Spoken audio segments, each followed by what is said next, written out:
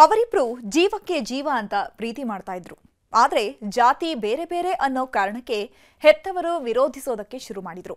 ನಿನ್ನೆ ಹೆಣ್ಣು ಕೇಳೋದಕ್ಕೆ ಅಂತ ಹುಡುಗಿ ಮನೆಗೆ ಹೋದ ಹುಡುಗ ಹೆಣ ಉರುಳಿಸಿದ್ದಾನೆ.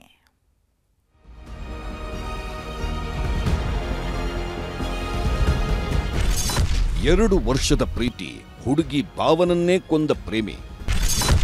ಹೆಣ್ಣು ಕೊಡಲ್ಲ ಎಂದಿದ್ದಕ್ಕೆ ಹರಿಸಿದ ನೆತ್ತರು ಕುಳಿ.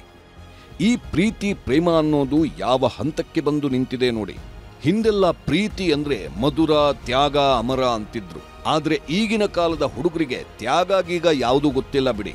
ಸಿಕ್ಕರೆ ನನಗೇ ಸಿಗಬೇಕು, ಇಲ್ಲದಿದ್ರೆ ನನ್ನಿಂದಲೇ ಕೊನೆಯಾಗಬೇಕು ಅನ್ನೋರೇ ಜಾಸ್ತಿ. ಹುಚ್ಚು ಪ್ರೀತಿಯ ಹಿಂದೆ ಬಿದ್ದವರು ಬಂಗಾರದಂಥ ಬದುಕನ್ನೇ ಹಾಳು ಮಾಡಿಕೊಳ್ಳುತ್ತಿದ್ದಾರೆ. ಬರೀ ತಮ್ಮ ಬದುಕನ್ನಷ್ಟೇ ಅಲ್ಲ, ಇನ್ನೊಬ್ಬರ ಬದುಕನ್ನೂ ಸರ್ವನಾಶ ಮಾಡುತ್ತಿದ್ದಾರೆ. ಈತನು ಕೂಡ ಇದೇ ಜಾಯಮಾನಕ್ಕೆ ಸೇರಿದವನು.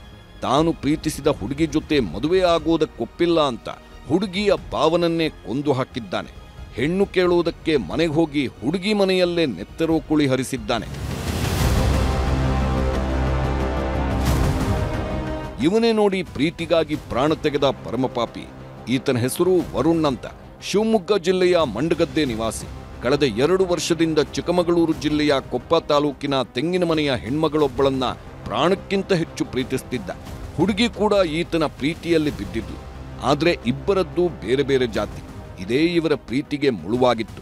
ಯಾವುದೇ ಕಾರಣಕ್ಕೂ ನಮ್ಮನೆ ಹೆಣ್ಮಗಳನ್ನ ನಿನಗೆ ಕೊಟ್ಟು ಮದುವೆ ಮಾಡಲ್ಲ ಅಂತ ಹುಡುಗಿ ಮನೆಯವರು ಹಠಕ್ಕೆ ಬಿದ್ದಿದ್ರು.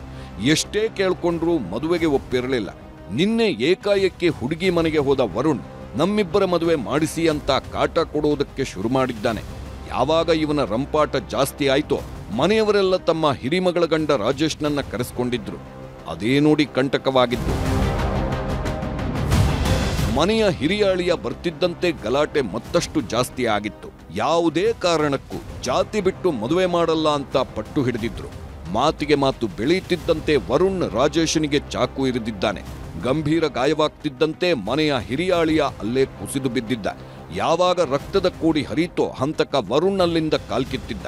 ರಾಜೇಶನನ್ನ ಕೂಡಲೇ ಸ್ಥಳೀಯ ಆಸ್ಪತ್ರೆಗೆ ಕರೆದೊಯ್ದ್ರು. ಯಾವುದೇ ಪ್ರಯೋಜನವಾಗಿಲ್ಲ. ಮನೆಯ ಸಮಸ್ಯೆ ಬಗೆಹರಿಸೋದಕ್ಕೆ ಅಂತ ಬಂದ ಹಿರಿಯ ಅಳಿಯ ಮಾವನ ಮನೆಯಲ್ಲೇ ಹೆಣವಾಗಿದ್ದಾನೆ. ಮತ್ತು ರಾಜೇಶ್ ಅವರ ಮಧ್ಯದಲ್ಲಿ ಆರ್ಗ್ಯುಮೆಂಟ್ ಆಗುತ್ತೆ.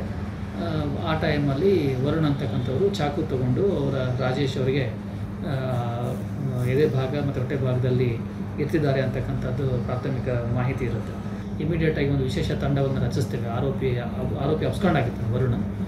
ಸೊ ಅದನ್ನು ಅವ್ರನ್ನ ಆರೋಪಿ ವಿಶೇಷ ತಂಡ ಹೋಗಿ ಶಿವಮೊಗ್ಗದಲ್ಲಿ ಅವ್ರನ್ನ ಸೆಕ್ಯೂರ್ ಮಾಡ್ಕೊಂಡು ಬರ್ತಾರೆ. ಶಿವಮೊಗ್ಗ ಜಿಲ್ಲೆಯಲ್ಲಿ ಪ್ರಕರಣ ದಾಖಲಿಸಿಕೊಂಡ ಪೊಲೀಸರು ಮಂಡಗದ್ದೆಯ ಕಾಫಿ ತೋಟದಲ್ಲಿ ತಲೆಮರೆಸಿಕೊಂಡಿದ್ದವನನ್ನ ಲಾಕ್ ಮಾಡಿದ್ದಾರೆ.